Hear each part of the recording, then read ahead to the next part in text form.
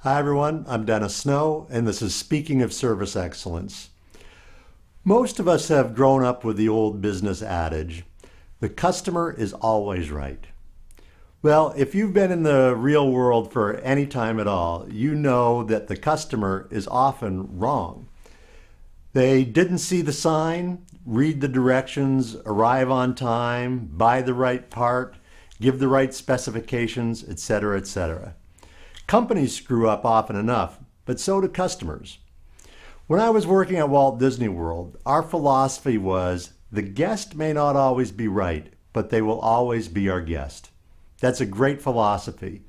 But my good friend and former Disney colleague, Jim Cunningham, put it even better when he said, the guest may not always be right, but we must always allow them to be wrong with dignity.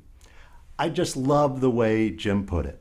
Substitute the term customer for guest, or use client, patient, member, or whatever you call those you serve. They may not always be right, but we must always allow them to be wrong with dignity.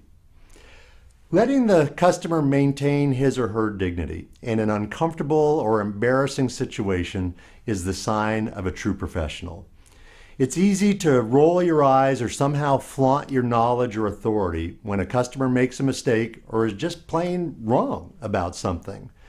But it's a better business decision to ensure the customer's dignity remains intact. Many years ago, when I was working in the Magic Kingdom at Disney World, I had a guest insist that the last time he was there, he took a ferry boat from the Magic Kingdom to Epcot. And he was upset that Disney had discontinued that service. Now, I could have easily told the guest that he was wrong. There was never a ferry boat from the Magic Kingdom to Epcot. There aren't even any connecting waterways. But that wouldn't have served any good purpose. I apologized for the inconvenience and let him know that the Disney bus service would be the quickest option for him. I made sure he knew exactly how to get to the bus pickup location, and he was appreciative of my help. And his dignity was left intact. A participant in one of my workshops told me about selling a computer to a customer, and this was the customer's first computer.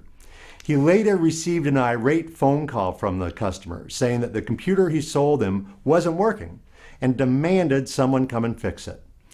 The employee personally went to the customer's home and found that instead of plugging the computer's power strip into the wall, he had plugged the power strip into itself. Now, in this case, the customer was completely wrong. The computer worked just fine.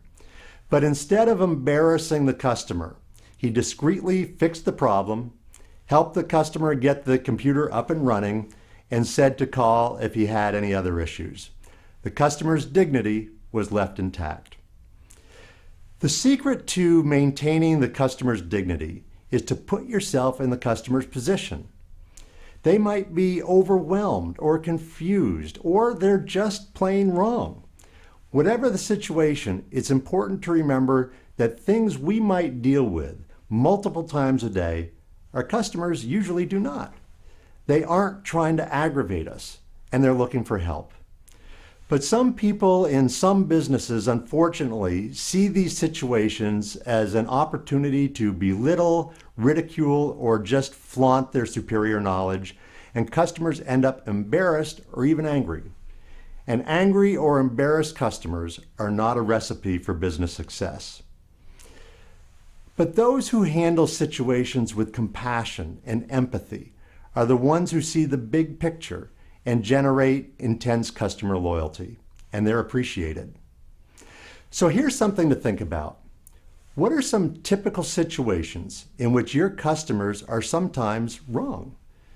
In those situations, how can you make sure that you maintain the customer's dignity? I hope you found this video to be beneficial. If you'd like information about how Snow & Associates can assist your organization, or if you'd simply like access to additional customer service resources, please visit our website, www.snowassociates.com. Thanks so much for watching.